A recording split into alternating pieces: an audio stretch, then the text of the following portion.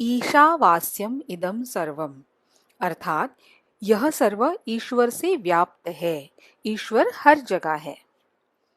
अयि भोः बालाः किं भवन्तः जानन्ति ईश्वरः कुत्र अस्ति? हे बालकों, क्या आप सब जानते हो ईश्वर कहाँ है? मान्ये ईश्वरः देवालये भवति। हे मान्यवर, हे महोदया, ईश्वर मंदिर में, देवालय में होता है। वत्साः ईश्वरः न केवलं देवालये अपितु सर्वत्र व्याप्तः अस्ति। बच्चों, ईश्वर सिर्फ देवालय में नहीं तो सब जगह व्याप्त है। तत्कथम आचार्य, वो कैसे आचार्य? किम ईशावास्यमिदं सर्वम इति न श्रुतवन्तः? क्या आपने ईशावास्यम इदम सर्वम, ईश्वर से ही यह सर्व व्याप्त है, यह नहीं सुना? नैव आर्ये तस्य कः अर्थः? नहीं महोदया, उसका क्या अर्थ? एतत् सर्वं जगत ईशेन व्याप्तम अस्ति, ये जग ईश्वर से व्याप्त है। ईश्वरः सर्वत्र अस्ति इति अर्थः, ईश्वर सब जगह है, ये इसका अर्थ। मान्ये ईश्वरः वृक्षे, कक्षाया, शीलायां, क्रीडांगणे च अपि अस्ति किम? हे महोदया, ईश्वर पेड़ में, कक्षा में, पत्थर में, क्रीडांगण में भी है क्या? आम, ईश्वरः सर्वत्र अस्ति। हाँ, ईश्वर तो सब जगह है। पुरा कश्चन भवादृशः अल्पवयस्कः बालः ईश्वरः सर्वत्र अस्ति इति दर्शितवान्। बहुत पहले आपके जैसे ही एक उम्र से कम बालक ने ईश्वर सब जगह है ये दिखा दिया। इदानीं तमेव प्रसंगम पठामः, अब वही प्रसंग पढ़ते हैं। अनंतरम अभिनय सहितम नाटकम अपि करिष्यामः, बाद में अभिनय के साथ नाटक भी करेंगे। हिरण्यकशिपोः सभा, हिरण्यकशिपु की सभा। राजभटः, अयि भोः सावधानाः तिष्ठन्तु। अरे सब सावधान पूर्वक खड़े रहिए।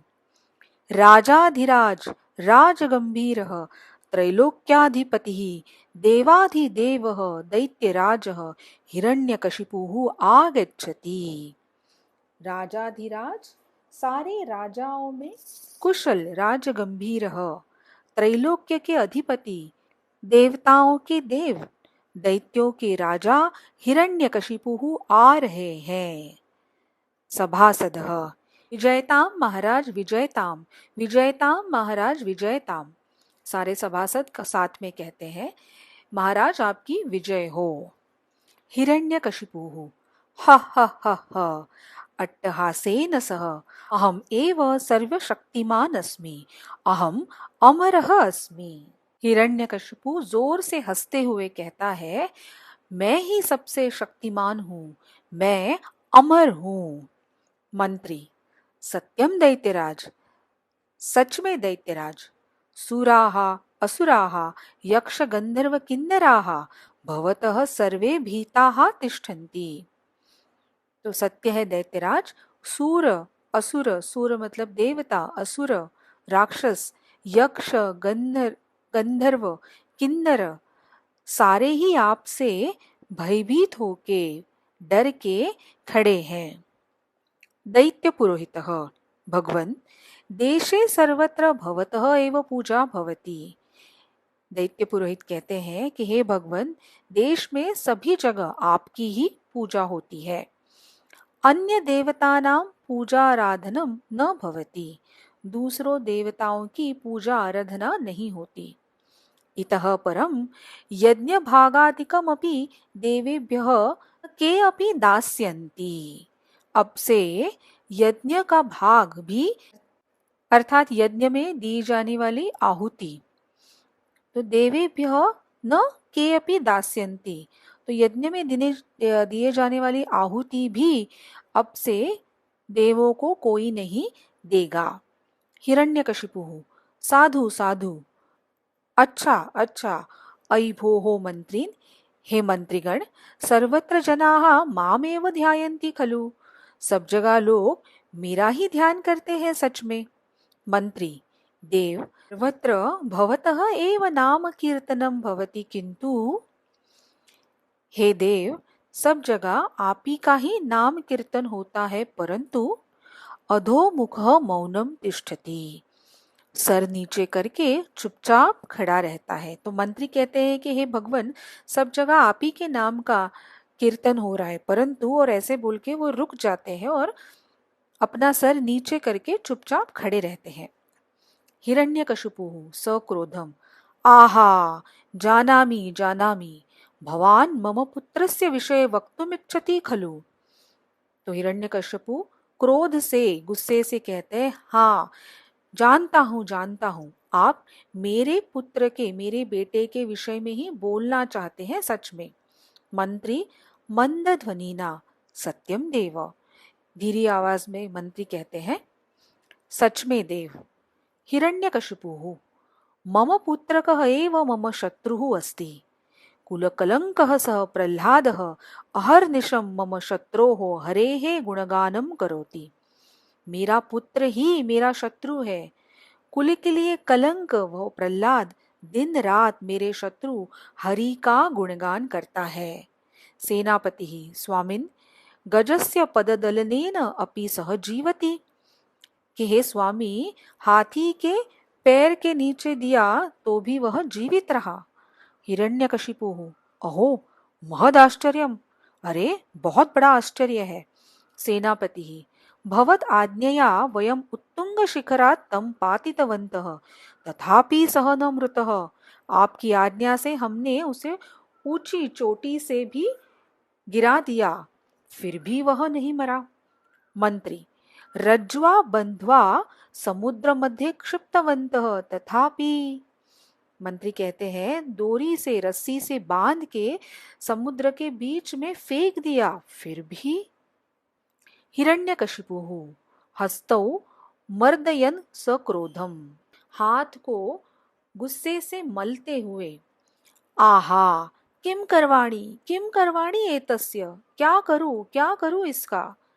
किंचित विचिन्त्य, थोड़ा सोचकर, आस्ताम तावत उपायः मया चिंतितः, द्रक्ष्यामि सः कथं जीविष्यति इति वदन् सभातः निर्गतः। तो हिरण्यकशिपु थोड़ा सोचकर बोलता है, अभी रहने दो, मैंने उपाय सोचा है, देखता हूं वो कैसे जीवित रहता है। और बोलते हुए सभा से निकल जाता है। सर्वे निष्क्रांताः, तो अब दूसरा प्रसंग है जब सब सभा से निकल गए हैं। हिरण्यकशिपुः, अयि भोः अनुजे होलिके होलिके, कुत्र असि त्वम् इत इतः। तो हिरण्यकशिपु अपनी अनुजा मतलब छोटी बहन होलिका को बुलाता है, हे अनुजे, हे छोटी बहन, होलिका होलिका, कहाँ हो तुम, इस तरफ आओ। होलिका, प्रणमामि भ्रातः, कथं मां स्मरसि, किमर्थं दुःखितः भासि, किं कारणम् अस्य दुःखस्य, वद भ्रातः वद। तो होलिका कहती है कि भैया प्रणाम करती हूँ, मुझे कैसे याद किया, क्यों दुखी लग रहे हो, क्या कारण है इस दुख का, भैया बोलिए बोलिए। हिरण्यकशिपुः, अनुजे त्वं जानासि एव, मम पुत्रः एव मम शत्रुः जातः, कि हे बहना, तुम तो जानती ही हो, मेरा पुत्र ही मेरा शत्रु बन गया है। क्षीण स्वरेण सर्वं वृत्तांतम कथयति, और धीरी आवाज में बहुत दुखी होके कमजोर स्वर में सारा वृत्तांत बताता है। होलिका, भ्रातः अलम चिंतया, ब्रह्मणः वरप्रसादात् अग्निः मां न दहति, अहम ज्वालयिष्यामि प्रह्लादम, आश्वस्तो भव। तो होलिका कहते हैं, भैया चिंता मत करो, ब्रह्मा के वर से अग्नि मुझे नहीं जला सकती, मैं प्रह्लाद को जला दूंगी, निश्चिंत हो जाओ। होलिका प्रहलाद कक्षम प्रविशति। तो अब तीसरा प्रसंग है जहाँ पे होलिका प्रहलाद के कक्ष में प्रवेश करती है। प्रहलाद होलिकां दृष्ट्वा पितृश्वसः आलिंगति। तो प्रहलाद होलिका को देख के बुआ ऐसे बोल के आलिंगन देता है। होलिका अयि भोः प्रहलाद आगच्छ आवाम क्रीडिष्यावः। हे प्रहलाद आओ हम दोनों खेलेंगे। प्रहलाद सहर्षम बाढ़म। प्रहलाद खुश होके ठीक है। होलिका प्रथमम त्वम माम अन्विष्यसि। होलिका प्रहलाद को कहती है पहले तुम मुझे ढूंढोगे। प्रहलाद सहर्षम साधु। प्रहलाद खुशी से कहता है ठीक है बहुत अच्छा। होलिका प्रहलादस्य नेत्रयोः पट्टिकां बध्नाति किंचित दूरे अग्निं प्रज्वालयति। होलिका प्रहलाद के आंखों पर पट्टी बांध देती है और थोड़े दूर अग्नि जलाती है, प्रज्वलित करती है। स्वयं अग्नौ उपविश्य करतल ध्वनिना आह्वयति। खुद अग्नि में प्रवेश करके हाथ की ताली की आवाज से प्रहलाद को बुलाती है। होलिका अत्र अहम अत्र अस्मि इत इतः। यहाँ मैं यहाँ हूँ इस तरफ। प्रहलाद अहो तापम अनुभवामि खलु अहम। अहो मैं थोड़ी गर्मी महसूस कर रहा हूँ। प्रहलाद अग्निकुंडस्य समीपम गच्छति। प्रहलाद अग्निकुंड के पास जाता है। होलिका तम अंके स्वीकरोति। होलिका उसे अपनी गोदी में बिठाती है। होलिका हा हा हा प्रहलाद अहम तव मृत्युः अस्मि अहम त्वाम अग्नये दास्यामि। होलिका प्रहलाद को कहती है हंसते हुए कि मैं तुम्हारी मृत्यु हूँ, मैं तुम्हें अग्नि को समर्पित कर रही हूँ, मैं तुम्हें अग्नि को दे रही हूँ। प्रहलाद करो बद्ध्वा हरिम स्मरति। तो प्रहलाद अपने हाथों को जोड़कर हरि का, विष्णु का स्मरण करता है।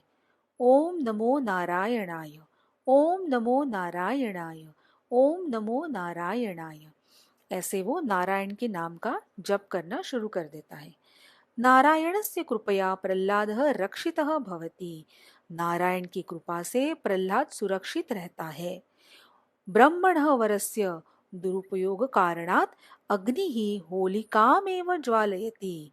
ब्रह्मा के वर का दुरुपयोग करने के, गलत उपयोग करने के कारण से अग्नि होलिका को ही जला देती है। होलिका अग्निदाहात आर्तनादम कुर्वती प्राणान त्यजति। होलिका अग्नि के दाह से चीखती हुई, चिल्लाती हुई प्राणों को त्याग देती है। दैत्याः अहो किमेतत् होलिका एव दग्धा। तो सारे दैत्य कहते हैं ये क्या, होलिका ही जल गई। ततः प्रविशति प्रहलादः हिरण्यकशिपुः च। तब प्रहलाद और हिरण्यकशिपु प्रवेश करते हैं। प्रहलाद ओम नमो नारायणाय, ओम नमो नारायणाय। हिरण्यकशिपु सक्रोधम दंतान विघट्टयन्। तो हिरण्यकशिपु गुस्से से अपने दांतों को दूसरे पे पीसते हुए या रगड़ते हुए कहता है आहा नारायण, नारायण दर्शय कुत्र अस्ति तव नारायणः। नारायण दिखाओ कहाँ है तुम्हारा नारायण। प्रहलाद तात श्रीहरि तु सर्वत्र अस्ति। प्रहलाद कहता है पिताजी श्रीहरि तो सब जगह है।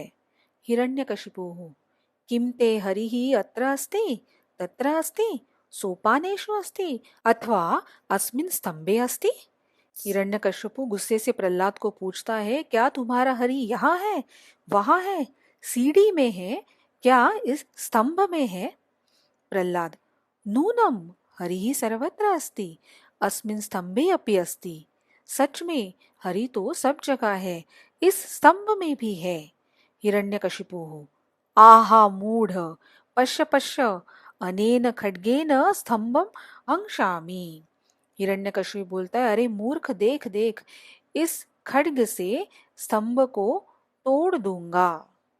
प्रहलाद ओम नमो नारायणाय, ओम नमो नारायणाय, ओम नमो नारायणाय।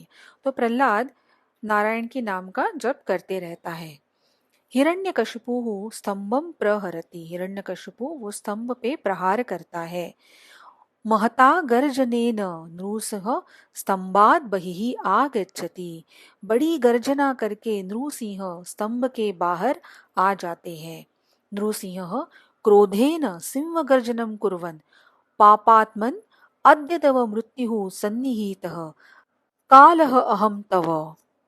नृसिंह भगवान क्रोध से सिंह गर्जना करते हुए कहते हैं, हे पापी आत्मा, आज तुम्हारा मृत्यु पास आया है, मैं तुम्हारा काल हूँ।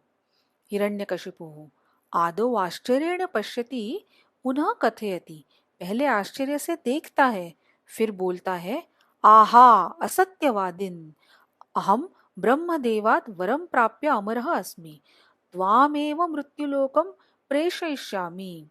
अरे असत्यवादीन, अरे झूठ बोलने वाले, मैं ब्रह्मदेव से वर पाकर अमर हूँ, तुम्हें ही मृत्युलोक भेजता हूँ, अर्थात मैं ही तुम्हें मार डालूंगा। तस्मिन् संध्याकाले नृसिंहः हिरण्यकशिपुं केशेषु गृहीत्वा कर्षति। उस दिन शाम को सायंकाले नृसिंह हिरण्यकशिपु को बालों से पकड़कर खींचते हैं, घसीटते हैं। नृसिंहः रे मूर्ख अधम, त्वं ब्रह्मदेवात् वरं प्राप्तवान् असि, तं वरम् अनुलंघ्य अहम त्वं मारयिष्यामि। हे मूर्ख अधम, तुम्हें ब्रह्मदेव से वर प्राप्त है, उस वर के अनुसार ही, उसका उल्लंघन किए बिना मैं तुम्हें मार डालूंगा। राजभवनस्य अन्तः बहिः च एतयोः मध्ये विद्यमानायां देहल्यां तं गृह्णाति। राजभवन के अंदर और बाहर इन दोनों के बीच में जो दहलीज है वहां पे उसे नृसिंह हिरण्यकशिपु को पकड़ते हैं। तो मतलब बाहर से अगर हम घर में प्रवेश करें तो उसके पहले जो बीच में जो एक दहलीज होती है, एक थ्रेशोल्ड है, तो ना पूरी तरह से बाहर है ना वो अंदर है घर के, तो ऐसे बीच में अब नृसिंह भगवान हिरण्यकशिपु को ले जाते हैं। मूढ़ पश्य, न त्वमसि भुवि न च स्वर्गे न वा पाताले न च आकाशे न गृह अभ्यंतरे बहिर्भागे वा, नायं दिवसो न वा रात्रिः, न अहं मनुष्यो न च पशुः, न अस्त्रेण न च शस्त्रेण, निजनखैः तव वक्षस्थलं विदीर्य हनिष्यामि।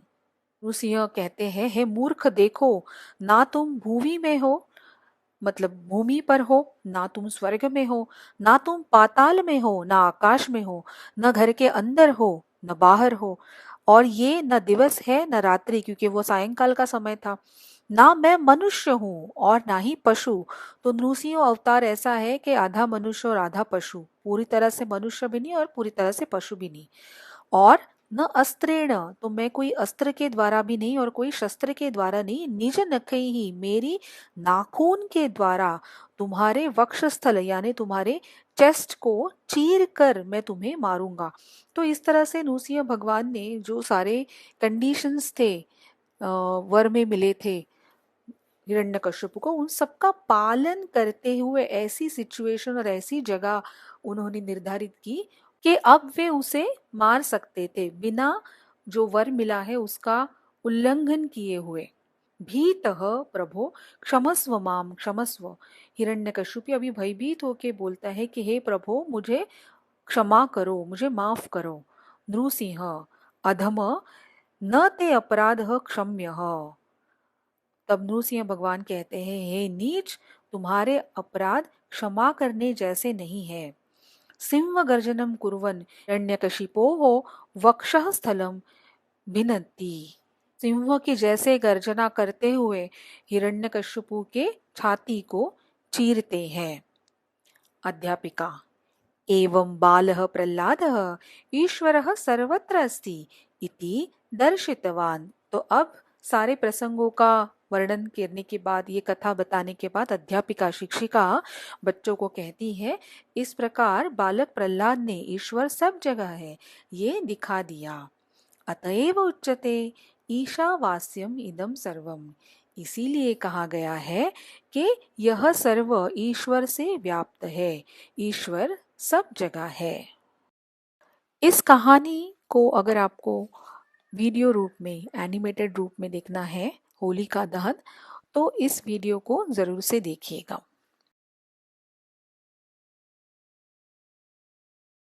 अत्र इदम अवधेयम। वाक्ये उपकरणार्थे तृतीया विभक्ति ही भवति। तो वाक्य में जिसकी सहायता से, जिस उपकरण या टूल के द्वारा अगर कुछ एक्शन हुई है तो उस शब्द की तृतीया विभक्ति करते हैं। यथा हिरण्यकशिपुः खड्गेन स्तंभम भंजयति। तो हिरण्यकशिपु ने खड्ग से, तलवार से स्तंभ को तोड़ दिया। तो खड्गेन, इसलिए खड्ग शब्द की तृतीया विभक्ति की है। बालकः लेखन्या लिखति। तो बालक लेखनी से लिखता है, इसलिए लेखनी शब्द की तृतीया की है। पितामहः चषकेण क्षीरं पिबति। तो पितामह चषक यानी ग्लास से दूध पीते हैं, तो इसलिए चषक शब्द की तृतीया विभक्ति चषकेण। क्रिया विशेषण स्वभाववाचक शब्दानां तृतीया विभक्ति भवति। यथा हिरण्यकशिपुः आश्चर्येण आह। तो जब क्रिया विशेषण के रूप में कोई शब्द आता है तो भी उसकी तृतीया विभक्ति की जाती है। जैसे आश्चर्येण, तो हिरण्यकशिपु ने आश्चर्य से कहा। नृसिंह क्रोधेन गर्जति। तो नृसिंह ने क्रोध से, गुस्से से गर्जना की, इसलिए क्रोध शब्द की तृतीया क्रोधेन। तो इस प्रकार तृतीया विभक्ति का प्रयोग होता है। लुट् लकार। भविष्यत् काले एतस्य लकारस्य प्रयोगः भवति। भविष्य काल दर्शाने के लिए, फ्यूचर टेंस दर्शाने के लिए लुट् लकार का प्रयोग होता है। पठ धातु का रूप दिया हुआ है। पठिष्यति, पठिष्यतः, पठिष्यन्ति, पठिष्यसि, पठिष्यथः, पठिष्यथ, पठिष्यामि, पठिष्यावः, पठिष्यामः। वयम वाक्येषु लुट् लकारस्य प्रयोगं पठामः। तो वाक्य में इसका प्रयोग हम पढ़ते हैं। बालकः पाठं पठिष्यति। बालक पाठ पढ़ेगा। बालकौ पाठं पठिष्यतः। दो बालक पाठ पढ़ेंगे। बालकाः पाठं पठिष्यन्ति। बालक पाठ पढ़ेंगे। त्वं पाठं पठिष्यसि। तुम पाठ पढ़ोगे।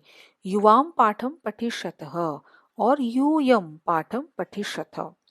और उत्तम पुरुष में होगा अहं पाठं पठिष्यामि, मैं पाठ पढ़ूंगा।